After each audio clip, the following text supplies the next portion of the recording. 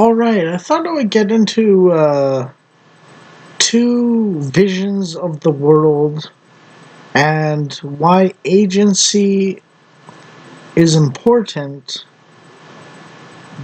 but not the sense that you're all powerful or more powerful than you actually are in influencing the world. So there's a limited influence you can have on the world, and the world can have an influence on you as well. The world can kill you. You can kill other things that live, but like the entire world can kill you. Like the sun could blow up, or rocks could fall on your head, or someone could stab you or shoot you, or something like that. Or like you could be caught up in a wildfire and so on. Now, this is just structurally true in some sense. You could like fall off a cliff or something too, and so on. So, like, this is like the problem of being a limited being in a small. This is the problem of being one small person in a big world, and so on. And this causes fear. But remember, you have about 3 billion years of evolution backing you up, and you're the apex predator on average. And you've got a brain that other animals don't have for problem solving, so you should use it, and so on. And this is describing the subjective experience of an objective world. And that's important. The reason why a lot of atheists don't like God as a continual willing existence is because that's an objective experience of a subjective world. But you notice that at least some of the lefty liberal types say that you can make culture, as Andrew Clavin said in one of his latest videos. And that is assuming the same position in some sense as God on the world of being objective experience of subjective reality. You need to lower the bar a little bit for interpersonal stuff a little bit to something a little more interactive and inter-influential. And realize that, again, there is some truth in the sense of one human in all of society being a subjective experiencer of objective reality. But it's like a floating motion on the ocean, and that's what gets people really unsettled and stuff, because they're like, oh my god, a storm could come, or like there could be a hole in the boat, or something like that, and these things do happen, but they don't happen too often, and we've gotten better at predicting storms and warning people and so on, and the boats have gotten better. Socially and stuff like that, basically.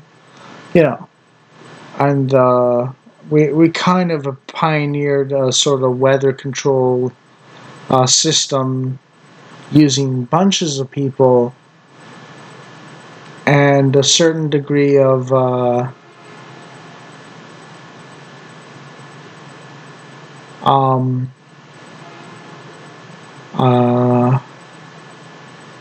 lessening in the sense of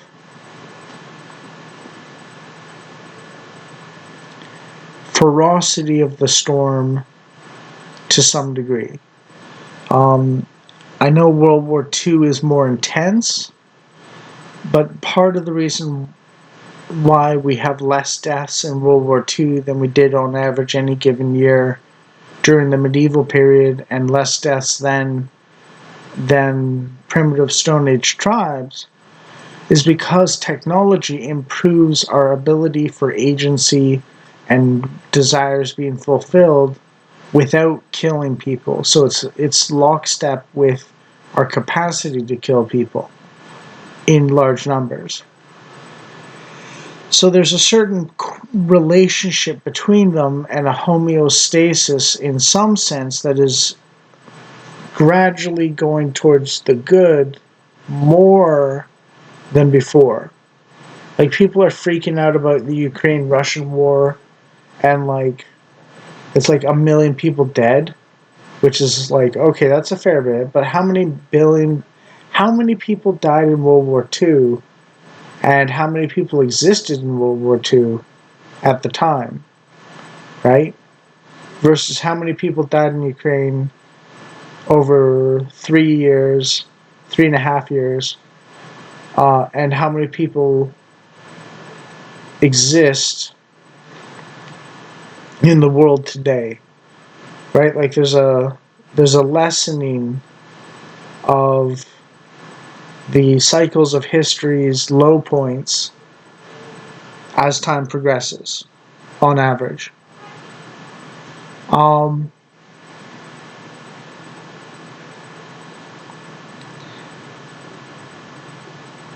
So the trick is to understand that you have subjectivity and you have objectivity, and your embodiment is the objective, and your experience is the subjective, in some sense. So concretizing and actualizing and so on are objectifying your subjective will. But God is totally objective compared to the world being subjective, but for us as subjective, the world is objective. And understanding the fullness of that relationship is important for fullness and contentment and being closer to reality than otherwise. If you don't have that, then you're drifting in the ocean without a sail or without a rudder. You know, you're being pushed by the waves wherever they feel like. You're not sailing through the ocean under your own guidance.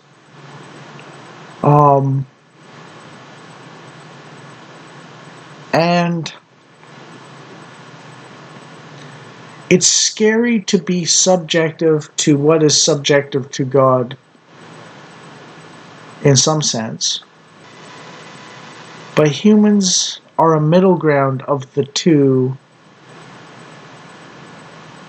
compared in some sort of metaphysical sense. The world is sort of... The world might be subjective to God's objectivity, but humans are also subjective to God's objectivity on some level, but they're also objective a little bit compared to, as well as God's objectivity. There's like this relationship between the two that is like both subjective experience of objective world and objective experience of subjective world. But with humans and animals and stuff like that, like, you can do that, the objective experience with a subjective animal thing, because the animal is a lower life form that is driven by instinct, it's just instinct, sorry, not cognition and thinking and instinct. You can kind of do that with them. And you can kind of do that with lower intelligence people and stuff like that, or children, and so on. But with the society at large, you have to have mutual subjective experiences of objective reality. So there's like 3 or 4 different relationships I'm describing here,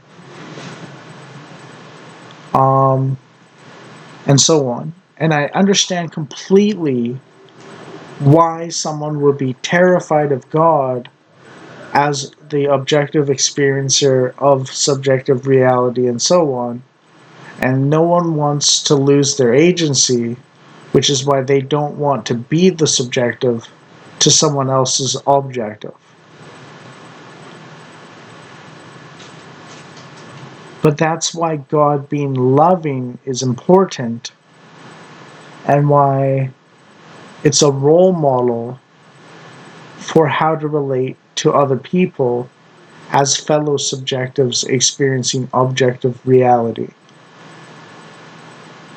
To us, the world is objective. To God, the world is subjective. But to God, we're both subjective and objective. And that middle position between heaven and hell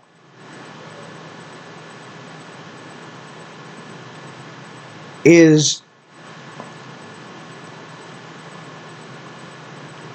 why it's so complicated. But to understand this is to be blessed, I think, because it gives you a parameter of understanding the issues and so on.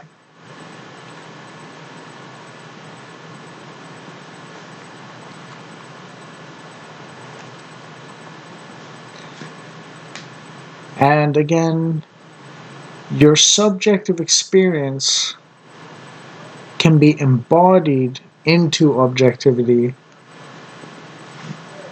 but your relationship to the world will not be one of total control. You are smaller than the world. Every living thing on earth is smaller than the world or the universe. And recognizing potential dangers because of your cognition and exploring the nature of reality deeply will improve your chances of survival until old age. Having children, which is a great joy in life when properly understood, I think, and having a pleasant life too. There's different variations of people's experiences and different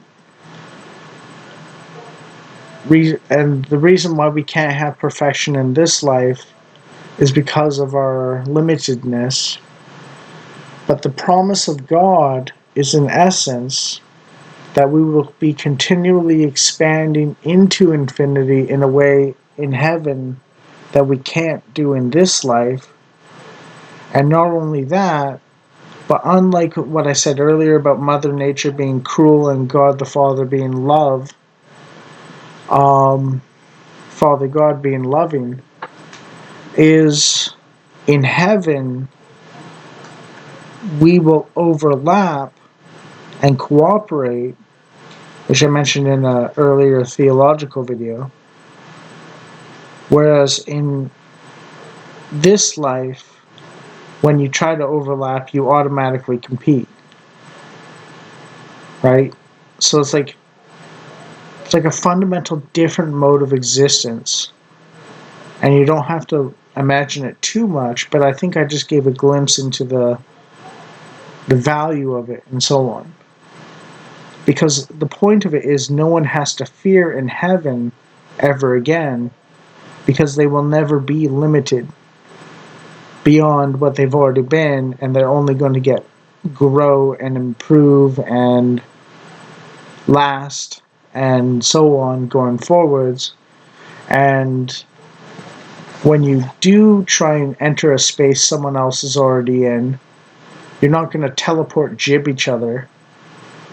You're going to overlap in exactly the ways that you would try to enter the same space. So there'll probably be individuality, but there'll also be overlap and so on. And if you think about it, with socializing and mutual wins and playing, and everyone wins kind of in a sense, even if they lose in some sense, the joy of it is in the mutual benefit. And that's one of the reasons why I like cooperation more than competition in my older age and so on. Granted, we still live in a competitive world, but that's the thing. So the trick is to balance competition with cooperation, not just emphasize too much one or the other. And that relates to my structural foundation of, let's say, competition and structure building off of it of cooperation or something like that. And that's the way the world's worked since the first amoeba and the second amoeba competed for living space and so on. And if you think of all the genocides and stuff like that, or the totalitarianism and psychopaths and sociopaths and narcissists and so on, they tend to sabotage this relationship and principle I'm describing for their own gain. And that's a matter of parasitism, because earning it the hard way is hard. But it's valuable for everyone. And the exact mechanisms I don't understand at the moment. I might come up with it like in the next 5 minutes. But parasitism, suckers, and grudgers is a Richard Dawkins thing, where parasites do leech off other people or fellow creatures of their own species, not of other species. Well, actually, no, they do of other species. That's what parasites are actually too. But when you kill the animal to eat it, you're a predator. When you suck its blood, you're a parasite. And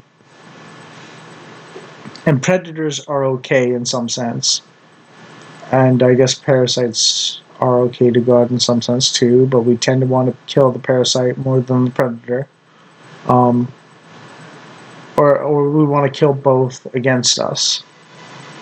But anyways, suckers are the ones that emphasize cooperation only. Parasites are the ones that emphasize competition only. And grudgers emphasize cooperation and competition. They're willing to be competitive if they need to be, but they're cooperative because they want to be, in some sense.